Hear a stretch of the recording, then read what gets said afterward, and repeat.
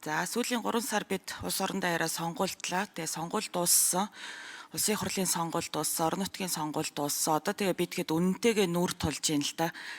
Тэгэхээр ямар үнэнтэй нүүр тулж ийнэ гэхлээр өнгөрсөн 8 жилийн хугацаанд бол одоо амжиргааны өртөг бол маш ихээр өссөн. За өргөн иргэлийн бараа бүтээгдэхүүний үн бол дунджаар 2-3 дахин өссөн байж байгаа. За тэгээ энэ цаг мөчид болохоор эх жилийн төсөв болон одоо эх жил төрөөс мөнгөний бодлогын талаар баримтлах үндсэн чиглэл ямар ах, өөрөөр хэлбэл одоо энэ инфляц хэд байх вэ энэ гэдгийг өнөөдөр бид нэр яриад сууж байна. За тэгээд яг энэ цаг мөчид бол Төв банк орж ирээд бас их хариуцлагагүй зүйлүүд ярьж гин гэж харж байна. Яагаад вэ гэхээр Төв банк бол одоо Төв банкны бие даасан хараа тус байдлыг хуулиар зохицуулдаг. За мөн одоо Төв банкны удирдлагыг улсын хурлаас томилдог. Одоо ийм маш онцгой эрх бүхий субъект. Гэтэл өнөөдөр мөнгөний бодлого хилцэж яхад инфляцийн одоо хүлээлтийг арилцж яхад энэ улсын төсөв ерөнхийдөө бол маш их тэлэлттэй орж ирж байгаа учраас биднэрт бол мөнгөний бодлогын орон зай байхгүй. Бид бол одоо цааш таншаа бол яахаа сайн мэдэхгүй байгаа энэ төр гэсэн тийм зүйл өнөөдөр яриад сууж ин л та гишүүдийн асуулт тэгж хариулж байна. Тэгэхээр бол одоо манай Төв банк бол илүү одоо бие даасан хараат бус байдлаар ажилламаар байна. Түүнээс биш засгийн газрын одоо бас нэг санхүүгийн хилцэл шиг тийм ээ. За төсөв ингээ ороод ирчихэж байгаа юм чи биднэрт бол орон зай байхгүй. Одоо мөнгөний бодлого бид нар яаж чадахгүй гэдээ бас яриа сууж ямааргүй байна. Тэгээд яагаад вэ гэхэлэр хэрв Төв банк одоо мөнгөний бодлогын орон зай байхгүй гэж үзэх юм бол одоо энэ гишүүдийн асуугаад байгаа зээлийн хүү буурах эцэг асуудал бол тэгэл одоо бас л дашин шиг болно. Яг тэгэхээр та хатуу мөнгөний бодлого баримтлаад явлаа гэхэд бол ахаал ингээл зах зээлээс мөнгөө татаал эхлэн тийм үү. Тэгэхээр энэ одоо зээлийн хүү бол буурахгүй.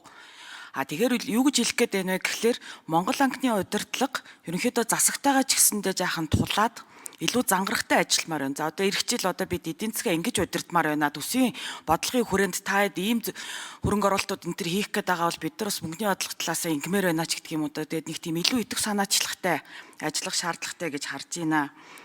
Тэгэхээр ийм түүнээс ч зүгээр одоо ингээ хатуу мөнгөний бодлоготой явлаа. Зээлийн хүү буурахгүй л гэсэн ийм л одоо хүлээлт үүсэх гээд байна.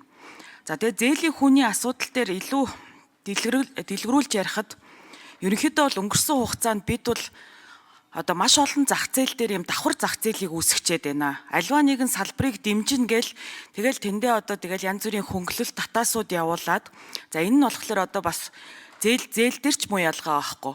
Өнгөрсөн хугацаанд энэ эрүүл мэндийн хамгаалж эдийн засгаа сэргээх 10 их 80-ийн төлөвлөгөө гээл явсан. За үүн дээр бол одоо ингээл бас баахан татаастай зээлүүд олгогдоод явсан. За сая шинэ хоршоо гээл бас одоо баахан зээлийн хүүгийн татаастай зээлүүд гарцсан гэж байна. Тэнгүүд ингээд юм давхар зах зээл үүсээд тахлаар цөөн тооны одоо мэдээл дойрхон буюу эсвэл одоо баг улс төрт дойрхон эсвэл одоо сонгуулиар саналыг нь худалдаж авах зорилготой тийм этгээдүүдэд юм баг хүүтэй зээл олгогдоод бусад одоо бор зүрхээрээ аж ахуй эрхэлж байгаа хүмүүст нь болохоор яг л одоо нөгөө нэг 20-30% одоо тийм өндөр хүүтэй зээл аваад яваад тахлаар энэ манай зээлийн хүүч буурдггүй эдийн засагч яг сонгодог утгаараа хөгждгүү ийм л нөхцөл байдалд бид ороод байна. Ерөөсөө ингээд хэлэх боломж бол биднэрт алга. Тэгэхээр нийт зээлийн одоо ер нь хэдэн хувь нь ямар нэгэн юм хөнгөлөлт тийм одоо татаастай хэлбэрээр олгогдож байгаа тал дээр та тодорхой мэдээлэл өгнө үү? Тэгээд ер нь цаашдаа хэдүүлээ ийм элдв янзын хөнгөлөлтөөс татгалзаад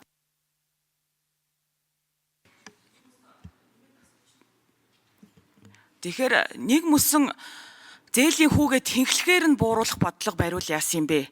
Ингэснээр засаглал сайжрна, компаниудын бас дотоод үйл ажиллагаа сайжрна, зах зээл дээрх өрсөлдөөнд сайжрна гэж хараад байгаа. За тэгээ энэ тал дээр бол Монгол банкнд ямар нэгэн одоо бодлого байна уу?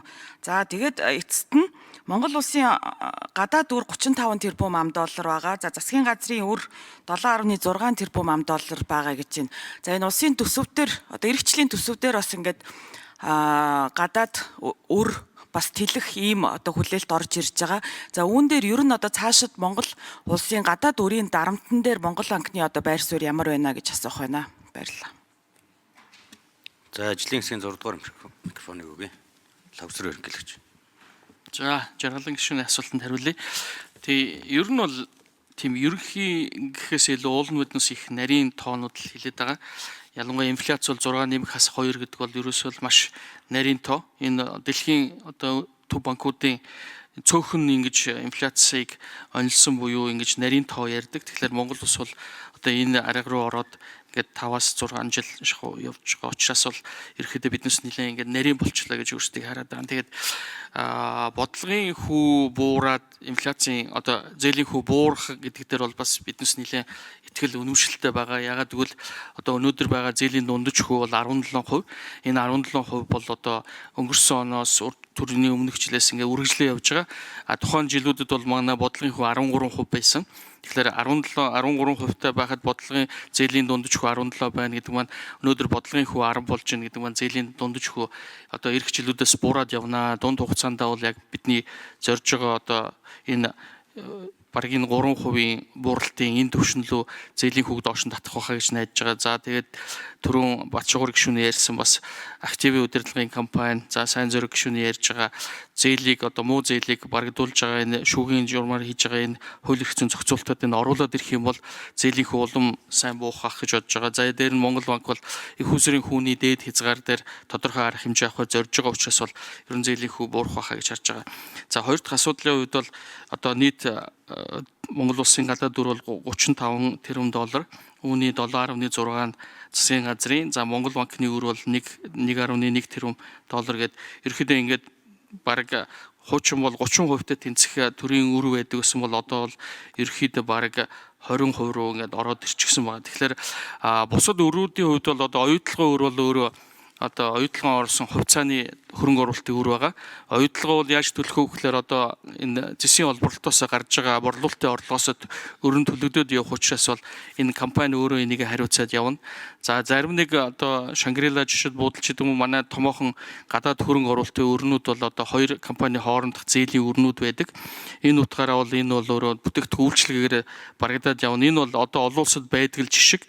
За зүгээр одоо эх оны бүтээн байгуулалтанд хөрөнгө оруулалтанд 10 их найд гэж ярьж байгаа 10 их найдын одоо 3 их найд нь төсвөөс үлдсэн 7 их найд нь бол гадаадын зээл тусламж болон санхүүжилтээр явна, шууд хөрөнгө оруулалтаар явна гэдгээр нэг тэр умын л одоо ачаалал ирэх байх л гэж харж байгаа.